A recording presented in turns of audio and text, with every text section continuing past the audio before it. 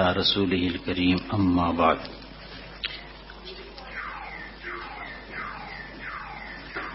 The Tarbiyah lesson for today is not going to be a full hour. I intend leaving for Petermarisburg a little early. There is a program there tonight. But nevertheless, as you are well aware, and I am well aware, and a large part of the Ummah is well aware. Why do I say large part of the Ummah? Because some of the things that we take for granted in our environment, because we have madaris, we have masajid, we have publications, we have radio stations that have Islamic programs informing us of the days and the nights and their auspiciousness and the coming month of Ramadan. So we take it for granted that everywhere in the world that you go, everyone seems to know what we know about these nights and these days and these months. But if you travel out, you'll be surprised, you'll be shocked that how in many places, although they may be living in cities, but they haven't even heard of simple basic teachings of Islam. So we should be grateful to Allah Tabaraka wa Ta'ala that we are aware that there is a night that is known as Laylatul Bara. Now there is no intention of going into a detailed discussion. Inshallah on Saturday night we will be having a program. But this much we all know, that it is a night for forgiveness of sins. It is a night in which Allah Tabaraka wa Ta'ala's mercy descends. Allah Tabaraka wa Ta'ala Himself announces, is there anyone seeking forgiveness that I may forgive him, that I may pardon him, that I may make him maaf? Is there anyone requesting sustenance that I may give him sustenance? Allah Ta'ala will give sustenance even without a person seeking sustenance. Did anyone in the mother's stomach ask for sustenance? Or Allah Tabaraka wa Ta'ala provided. When the child came into this world, again Allah Tabaraka wa Ta'ala provided sustenance. So that is in its place that Allah Ta'ala will give sustenance.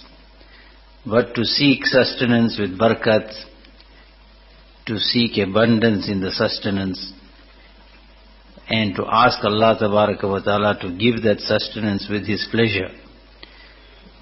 So in this night the person engages himself in dua before Allah Tabaraka wa Ta'ala and seeks sustenance. And also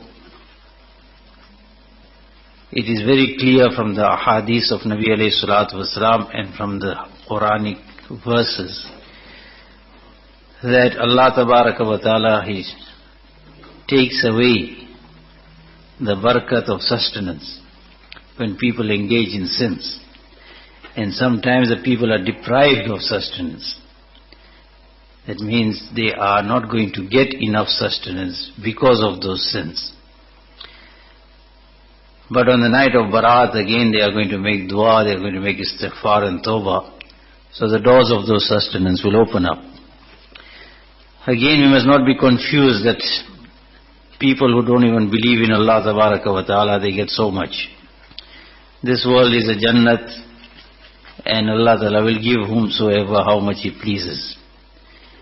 I explained this on Tuesday night at Shellcross also, in the Bayan, that Allah Tabaraka wa Ta'ala's giving of plentiful of sustenance can be with His pleasure and can be with His anger.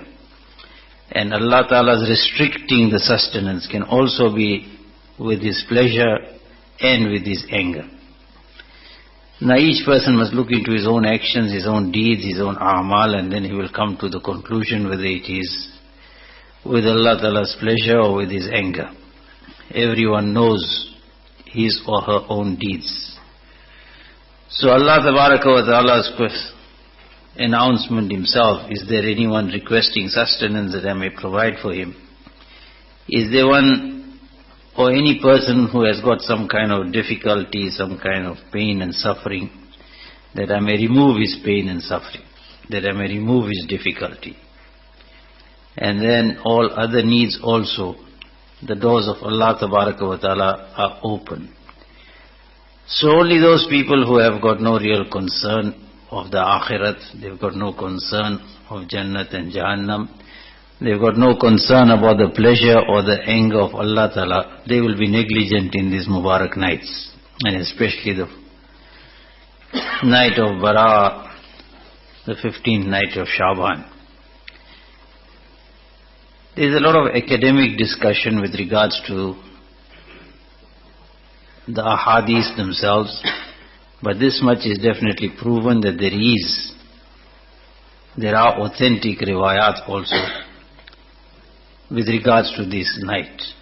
And if there is some zawf or some weakness in some rawi or the other, now these are academic discussions, but that does not take away the fazilat and the virtue of this night, because there are so many ahadith. So what we are expected to do is to turn towards Allah Tabaraka wa Ta'ala in this Mubarak night and consider it as heralding the coming of Ramadan. Look at the large number of people who have passed away, and so many are still passing away. And nobody knows when his or her name is going to be handed over to the angels to extract his or her soul. From the riwayat we learn that one of the things that happens is this, as I explained to you with regards to the academic discussion, but we have to understand that there are riwayat in which this has been mentioned. So therefore we do not know whether we are going to see the next Ramadan or not, the next Laylatul Barat or not, we don't know. So let us not be negligent, let us make the best of this Mubarak night. Nabi alayhi salatu wasalam, in the month of Shaban, he used to keep the most amount of fast, besides the month of Ramadan, in which he used to keep the whole month of fast. And there is one riwayat in which Nabi alayhi salatu wasalam asked the Sahaba not to fast after the 15th of Shaban. But that does not mean that it was made haram or it was forbidden altogether. Some people have got the habit that they will start fasting from the 1st of Shaban, and every year they do that, and by the time it comes to 23rd, 24th or towards the end of Shaban, then they are so tired that they're not even looking forward to the coming of Ramadan. So this was to prevent such kind of lapse. We should be excited, we should be looking forward to the coming of Ramadan. As I mentioned in last week's bayan also at the masjid, that it's in the air, how we get the fragrance permeating the atmosphere of flowers and of ether and of other perfumes. And the more stronger the perfume, the more stronger the ether, the more distance we can smell the fragrance. Things like braai, we can get the fragrance of the braai, we can get the aroma of the braai being carried by the wind over distances. So then what about this fragrance that is of the month of Ramadan? It is in the air, but it's just that we don't have that. Our transmitters and our receivers are not right. If there are transmitters and receivers, but our receiver is not right, then we will not pick it up. If our sinuses are clogged, then we will not get that fragrance. The Allah Walas, the pious, the righteous, when it comes to Shaban, when it comes to the middle of Shaban, their excitement knows no bounds and limits. They are excited, they are waiting for the coming of the month of Ramadan. For they know that Allah Tabaraka wa Ta'ala has blessed that month with so much of nur, so much of rahmat, so much of barakat. And it is no hidden secret. As soon as the moon of the month of Ramadan is sighted throughout the world, what a change takes place. Even some of those people who never performed one salat for the whole year, but suddenly they get interested in performing the salat. Or they start going to the masajid. The masajid, at Fajr time the number of people that we have in the month of Ramadan that we don't have throughout the year. The number of people making tilawat of the Quran Sharif and other ibadat and zikr etc. and giving charities in the month of Ramadan we don't get throughout the year. So there is open and clear evidence of Allah Tabaraka wa Ta'ala's rahmat and mercy descending in the Mubarak month.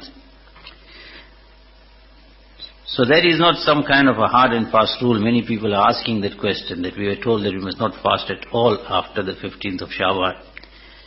It is not recommended because the person then tends to get tired or he does not look forward to the coming of the month of Ramadan. But if somebody is keeping a one or two fasts or a few fasts even after that, it is not prohibited, it is not haram. But it must not weaken the person or it must not take away that zawq and that shauq, that excitement, that happiness and that looking forward to the coming of the month of Ramadan. Or it must not become such that when the fasting of the month of Ramadan starts, then the person starts getting all the aches and pains for having kept the whole month of Shaban fast. We will go on to extremes. Either we will make so much ibadat that after that we become negligent in the farais also, or we will make nothing at all. So that is not Islam. In Islam everything has got a balance. We must not overdo anything and we must also not underdo anything. There must be some kind of balance in our lives. Some of them talk about preparation for the month of Ramadan now, since this is to talk to the ladies here and sisters. So some of them, they say we are so occupied that we don't have the time to make tilawat of the Quran Sharif. We don't have the time to make any kind of zikrullah. We don't have the time to make any kind of muraqabah or make any kind of tahajjud or ishraq or anything else. Our whole day goes in nothing but the kitchen. Now there could be exceptions. We are not saying that there are no exceptions. There are always exceptions to the rule. Unfortunately, there are some women who are going through some kind of problem at home, where the husbands are fussy, where the in-laws are fussy, where the children are fussy, and everyone is placing a great demand on those mothers. We must have this for sahri and we must have this for iftar, and we can't do without these type of savories and these type of curries and dishes. And even breakfast time or sahri time, some people want their biryani and the pulao and the zardas. I don't know how they digest it, but they need it. But the fact is that in some homes they have that kind of problem. And then there are 5 or 6 children to look after, to get them ready to go to school, to go to madrasa. There are many exceptions. There are many of them who have these type of problems. Now for them we say simple. Keep your hands occupied in the work and keep your tongues occupied in the zikr of Allah Tabaraka wa Ta'ala. The hands are occupied in the work does not mean that you have to keep your tongue also occupied in gossiping or just remain silent and think of nothing except the food and except the clothes and except all the other things besides Allah and His Rasul Sallallahu Alaihi Wasallam. The tongue can remain engaged in zikrullah. Of course it is necessary that there should be some kind of education, some kind of encouragement to the people of the house also, that this is the month of Ramadan. Let us cut down a little bit on our lavish meals and luxuries. There's nothing wrong. It is the month of Ramadan, you're fasting, so you have 1 or 2 things extra. It's not a problem. We're not saying it is sin. But to be so occupied that now the whole day just goes in preparation for the iftar, then that is definitely not showing a kind of love for the month of Ramadan, or fulfilling or doing justice to the month of Ramadan. But as I said, that if some woman has that kind of husband or that kind of children or that kind of family, so then she doesn't have to be despondent, she doesn't have to be disappointed, she doesn't have to put up a tantrum, or she doesn't have to show pulled up face throughout the month of Ramadan. She must continue and just make the right niyat that my standing by the stove in the days of Ramadan, tolerating and bearing the heat of the fire and preparing for iftar of the people that are of the house, then you make dua to Allah Ta'ala to accept that, then who knows that what Allah Ta'ala gives on the niyat. Sometimes you could get even more sawab than the people who have fasted whole day and have made tilawat of the Quran Sharif whole day. Because the number of people that are making iftar in the house, you'll get the sawab of all of them, if your niyat is correct. So it does not take away the rahmat and the barakat of Allah Tabaraka wa Ta'ala. But what we have to be very cautious about is our tongue. That when the person is not engaged in zikrullah, not engaged in tilawat of the Quran Sharif in the month of Ramadan, and there are a few ladies in the kitchen or a few ladies in the home, so then they engage in gossiping, in backbiting, in carrying tales, in running people down, in expressing some kind of pride or ujub in their actions and deeds. All these type of things then become quite prevalent in the person's life, comes in vogue. So those are the things that the person has to be careful about. So keep your hands engaged in the work, keep your tongues engaged in the tilawat of the Quran Sharif, in zikrullah, or in listening to some nice bayan or waz or nasihat. There are many ways that a person can still stay occupied, and you can even make some kind of meditation, but the meditation must not be such whilst the stove is on that your scarf catches on fire and the food gets burnt. That is not the right place for that kind of meditation. Don't go into such deep muraqabah. So you have to be cautious about that, but the main thing is the control of the tongue, control the gaze, control one's actions, discipline oneself, and then find some time. It cannot be such that the person has got no time at all. They still have a lot of time for shopping and for other kinds of activities outside the home. So 1 hour, 1.5 hour, 2 hours, whatever it is, space it out, but find some time during the day, during the night, sit down, read some Quran Sharif, make some zikrullah, make a lot of tawbah, a lot of istighfar, and you will be able to get the same blessings that the other people are getting, spending the whole day. And that is if they are spending the whole day.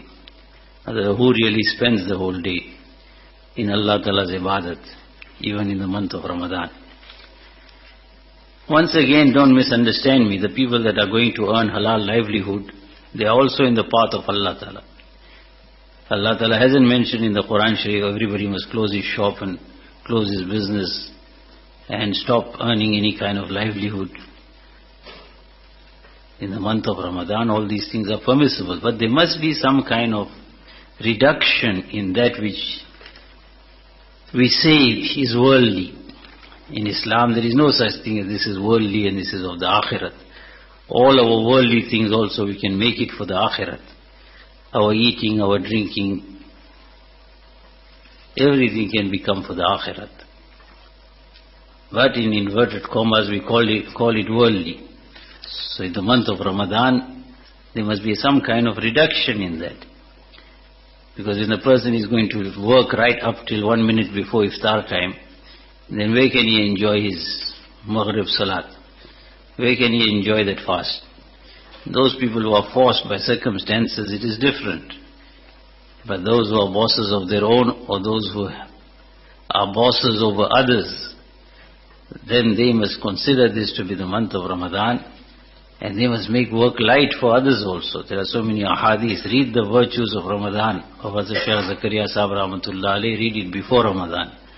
Don't start reading in the month of Ramadan.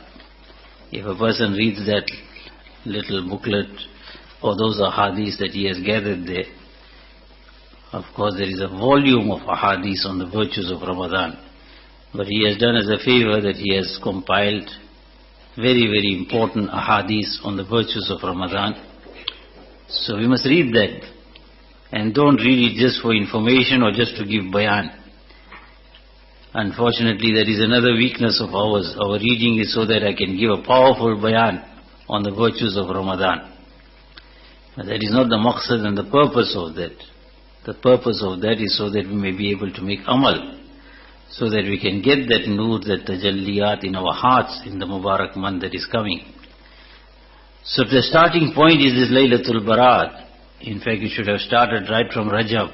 Nabi alayhi salatu wasalam himself, how clearly in his dua he asked Allah tabaraka wa ta'ala, Allahumma barik lana fi Rajab wa Sha'ban wa ballighna Ramadan. So he was asking Allah ta'ala for barakat in the month of Rajab and Sha'ban.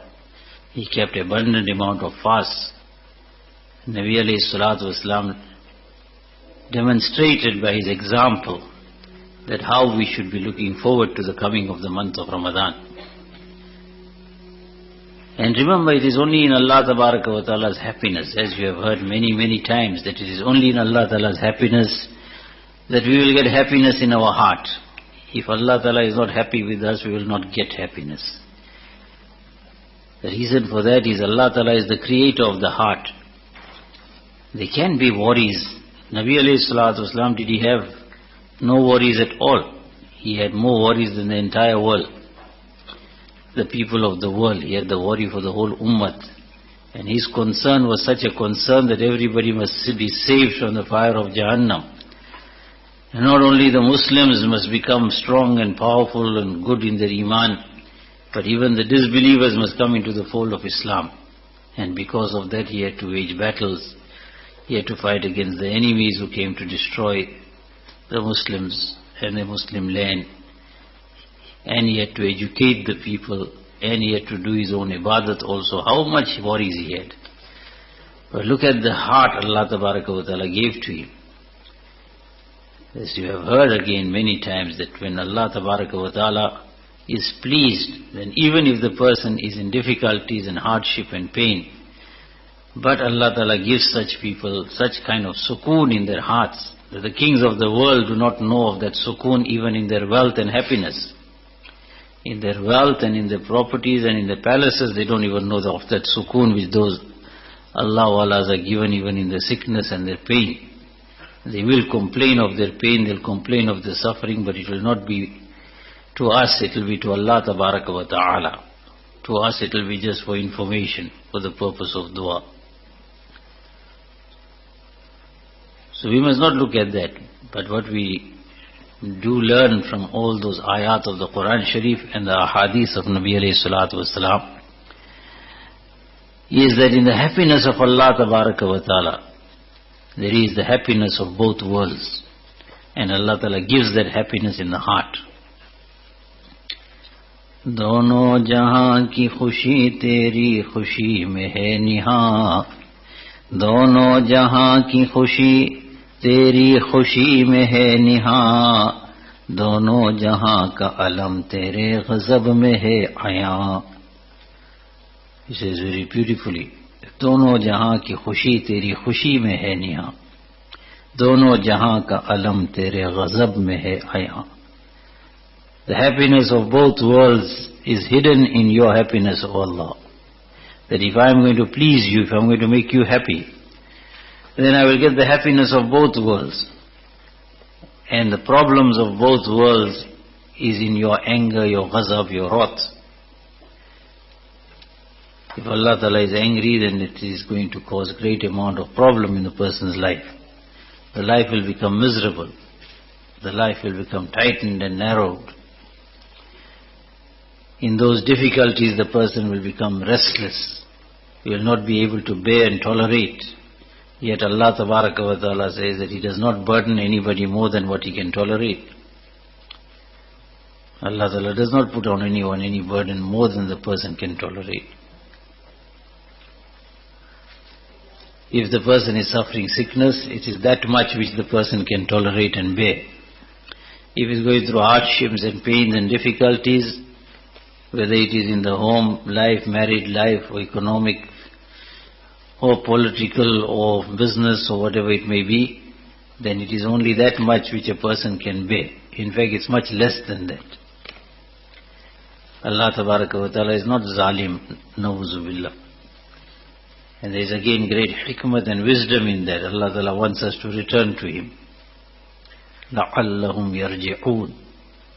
That is the only reason that Allah Ta'ala sends those kind of trials and tests.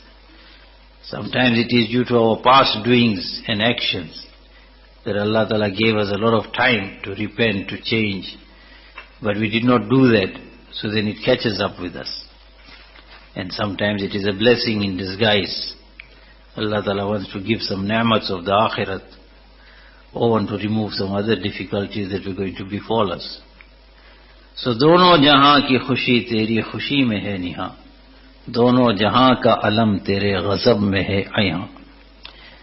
देख जहां भी तू धुआं, देख जहां भी तू धुआं, आग भी है वहां निहा, कहता हूं बार बार मैं, सुनता नहीं है बदगुमा. Wherever there is smoke, there is fire. If there had been no fire, there would have been no smoke.